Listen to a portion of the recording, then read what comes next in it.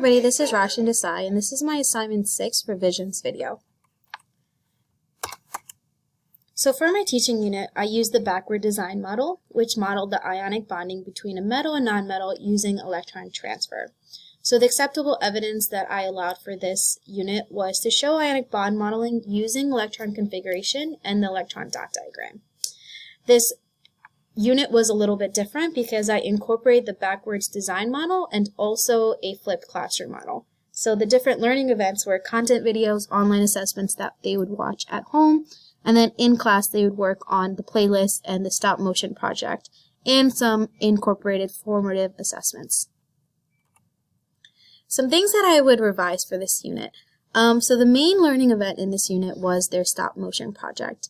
What I noticed was sometimes when I outlined the requirements for the stop motion project, some students were still a bit confused on how to start the stop motion project and kind of just where to begin and what the desired results are supposed to be. So I came up with one revision was just to kind of create and show an example of a stop motion project for the students just for a little bit more guidance. I did want to see their creativity during this project, but I just thought maybe just like a very brief template of what the stop motion should look like would probably be a little bit helpful for most of these students. Another thing was, since it's a flipped classroom unit, students are required to watch a content video at home and then answer 10 questions which automatically get graded. I thought maybe instead of just watching the video and then just answering 10 questions, incorporate a little bit more practice or a couple practice problems before they're answering the 10-question assessment, just to kind of gauge where they are and if they really need to go back to the video to rewatch the material. And lastly, I got a lot of emails about where to go and what I should do at home, and there's the flipped classroom unit in general. This is pretty new to them. So I thought of maybe creating a task analysis for how students will access the chemistry content at home and work on the material at home for the flipped classroom unit.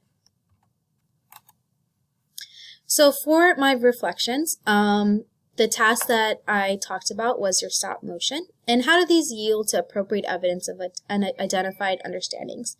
So their main learning event was their stop motion project, which really encompasses all of ionic bond modeling and transfer. So what I wanted them to do is create a stop motion project, and then that would be some accurate concepts that would be displayed throughout the video, and that would be used as appropriate evidence to identify their understandings and also identify their misunderstandings of where they're confused about how these ionic bonds are actually modeled using electron configuration and electron dot diagrams. The next thing was, how do these tasks involve a complex, real-world, authentic application of identified knowledge, skill, and understanding. So when they're creating these stop-motion projects, they're actually required to start by choosing their own ionic bond. And that really talks about a real-world, authentic application, because we talked about multiple ionic bonds and we gave different examples and different compounds and components that have ionic bonding. So their way is to choose an ionic bond that they recognize as something being ionic, and then recognizing the valence electron transfers between a metal and nonmetal, and then talking about the electron configuration, and then modeling this using the Google Slides and the stop motion format. So this really checks their understanding of, in total, ionic bonding. So throughout the lesson and throughout the flipped classroom unit, students are going to be able to do information and watch videos at home. So there's appropriate assessments of formats used to provide additional evidence of learning.